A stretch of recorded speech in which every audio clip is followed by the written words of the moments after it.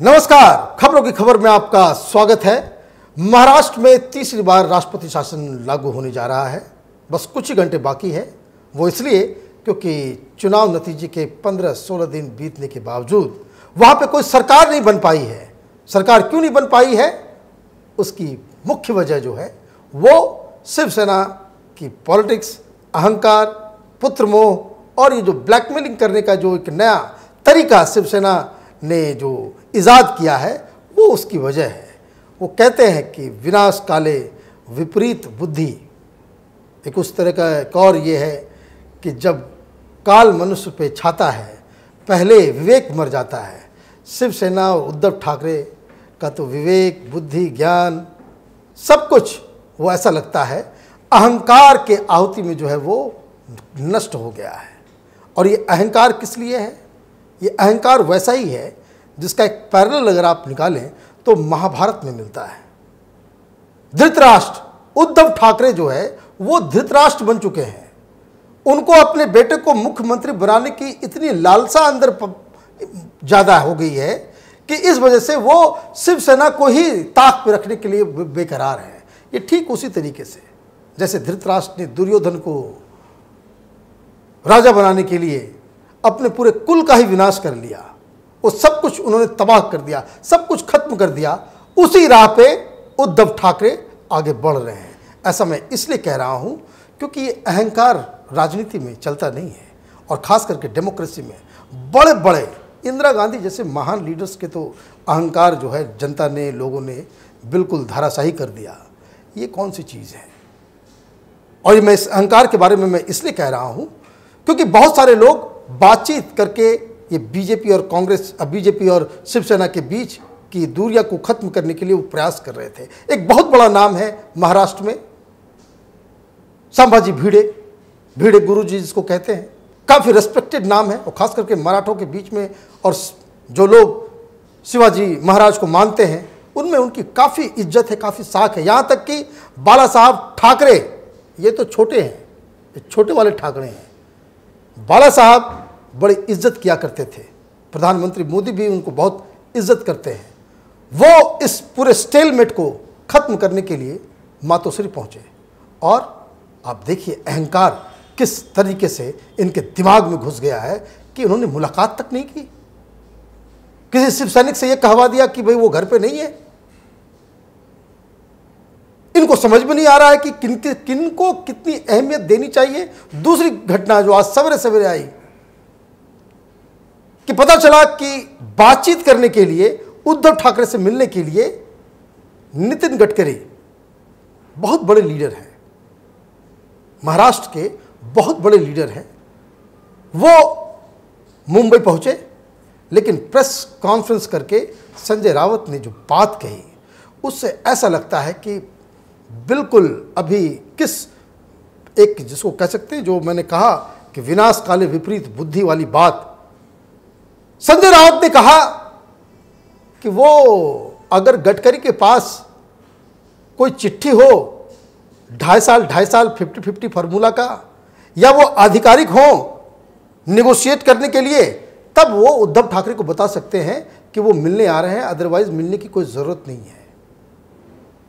गडकरी साहब फिर शायद नहीं गए। जब आप इस तरह के बयान देंगे कोई भी आदमी नहीं जाएगा। इसका मतलब ये है कि शिवसेना बातचीत के सारे दरवाजे को बंद कर रही है एक एक करके। और उसकी वजह क्या है? उसकी वजह सिर्फ एक है, पुत्रमोह, ब्लैकमेलिंग की राजनीति। विनाश काले विपरीत बुद्धि का मसला ही खत्म नहीं हो रहा। शिवसेना के कैंप से कुछ ऐसी खतरनाक खबरें आ रही हैं जिसे सुनकर आपको भी हैरानी होगी। एक खबर अभी आई है कि उद्धव ठाकरे शिव सैनिक जो अलग अलग डिस्ट्रिक्ट के जो हेड्स हैं उन लोगों से मीटिंग कर रहे हैं। क्यों मीटिंग कर रहे हैं? वो मीटिंग इसलिए कर रहे हैं कि अगर केंद्र सरकार यहाँ पे राष्ट्रपति शासन लागू करती है तो ये सारे लोगों को कहा जा रहा है कि आप विरोध प्रदर्शन करें। इसका हिंट संजय राउत ने भी दिया कि वो ये कह रहे थे सवेरे सवेरे कि महाराष्ट्र की जनता राष्ट्रपति शासन को बर्दाश्त नहीं करेगी। बर्दाश्त नहीं करेगी मतलब कानूनी प्रक्रिया है, आप सरकार बना लें, आप जाकर के दावा ठोके। जब सरकार नहीं बन पा रही है तो कोई ना कोई सरकार तो चलेगी ही। तो राष्ट्रपति शासन एक व्यवस्था है, उस व्यवस्था को तो मानना पड़ेगा। लेकिन ये मीटिंग कर रहे हैं और शिव सैनिकों को ये कहा जा रहा है कि अगर राष्ट्रपति शासन लागू किया जाए तो पूरे राज्य में जो है अराजकता जो है फैलाने के लिए। और जिस तरह का बैकग्राउंड रहा है शिव सैनिकों का, तो आप समझ सकते हैं कि आगे क्या होने वाला है। तो कहने का मतलब यह है कि ये विनाशकाले विपरीत बुद्धि उद्धव ठाकरे अपने पुत्र मोह और अहंकार के चक्कर में पूरे राज्य को दांव पे लगाने जा रहे हैं। ये वही काम कर रहे हैं जिस बिल्कुल जो धृतराष्ट्र ने किया था। ये लोग इतने ज़्यादा व्याकुल हैं, सत्ता का लालच, सत्ता का मोह इतना ज़्यादा इनको हो गया कि ये पहुंच गए शरद पवार के पास। ये भी नहीं सोचा कि इस पार्टी के ऊपर बॉम्बे धमाके के आरोप लग रहे हैं, दाऊद इब्राहिम के साथ इनके रिश्ते का खुलासा हो रहा है। उसके बावजूद भी ये हाथ पसारते हुए पहुंच गए भीख मांगने के लिए कि हमें आप मदद कर दें। लेकिन शरद पवार की तारीफ करनी पड़ेगी, वो एक्सपीरियंस लीडर है और महाराष्ट्र में जितने लोग अभी राजनीति कर रहे हैं उसमें सबसे सीनियर मोस्ट लीडर है। उन्होंने राजनीति को दरकिनार कर एक स्टेट्समैन की तरह, एक बड़े भाई की तरह शिवसेना को एक अच्छी सलाह दी।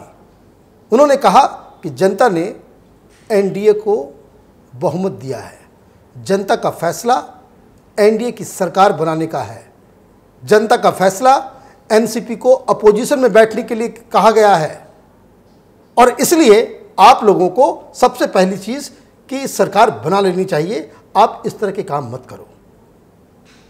यह बात उन्होंने पब्लिक में आकर के भी कहा कि जनता का फैसला, कोई दूसरी पार्टी अगर होती, कोई दूसरा लीडर होता तो शायद यह मसला कुछ और भी टर्न ले सकता था। लेकिन फिर भी शिवसेना की बुद्धि किस तरह से मारी गई है, वो विनाशकाले विपरीत बुद्धि, कि ये आकर के फिर भी इनको समझ में नहीं आया कि इनके पास समर्थन के लिए कोई नहीं है।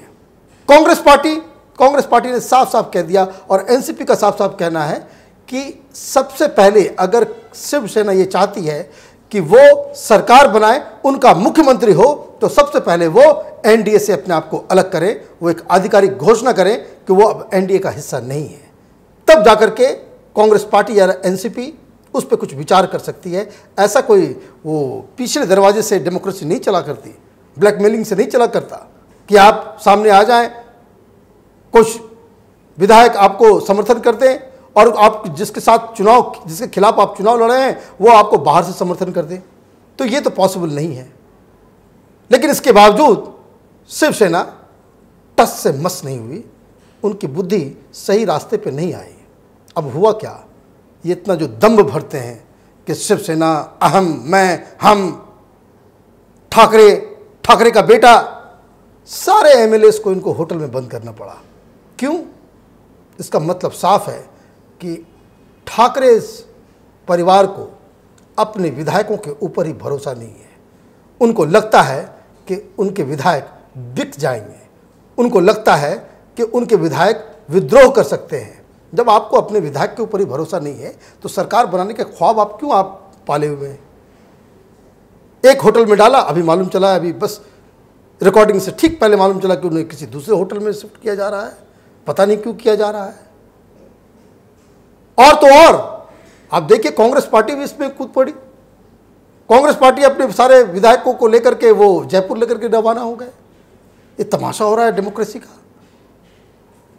और ये सब इसलिए हो रहा है क्योंकि शिवसेना ने एक प्रस्ताव रखा है जो किसी भी तरीके से मुनासिब नहीं है, लॉजिकल नहीं है। कोई भी पार्टी है, अगर आप गठबंधन बनाते हैं, एक तो आपने गठबंधन पहले बनाया, आप मिलकर के चुनाव लड़े, चुनाव लड़ने के पूरे दौरान, उस पूरी कैंपेन के दौरान ये शिवसेना ने एक बार भी कहीं ये नहीं कहा कि गठबंधन का जो मुख्यमंत्री का जो चेहरा जो है वो आदित्य ठाकरे होगा। ये भी नहीं कहा कि भाई इन लोगों के बीच में 50-50 का कोई करार हुआ है।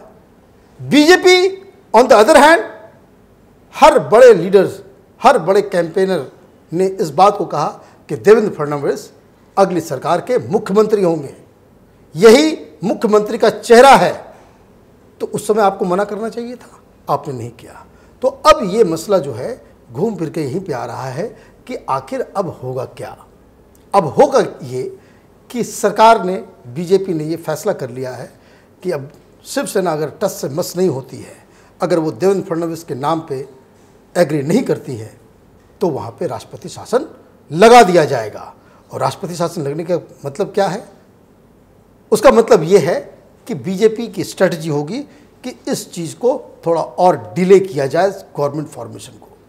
और जब ये डिले होगा तो ये सुगबुगाहट कांग्रेस पार्टी के एमएलएस के बीच में होगा, एनसीपी के लोगों के बीच में भी होगा, और शिव सैनिक के जो एमएलएस हैं उनके बीच में भी होगा।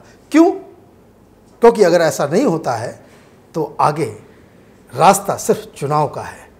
और ये तो मुख्यमंत्री बनने के चक्कर में है उद्धव ठाकरे, लेकिन बाकी जो एमएलएस जो जीत के आए हैं, और खास करके जो पहली बार जीत के आए हैं, जिनका पूरे कैंपेन में पैसा खर्च हुआ है, वो क्या बोलेंगे?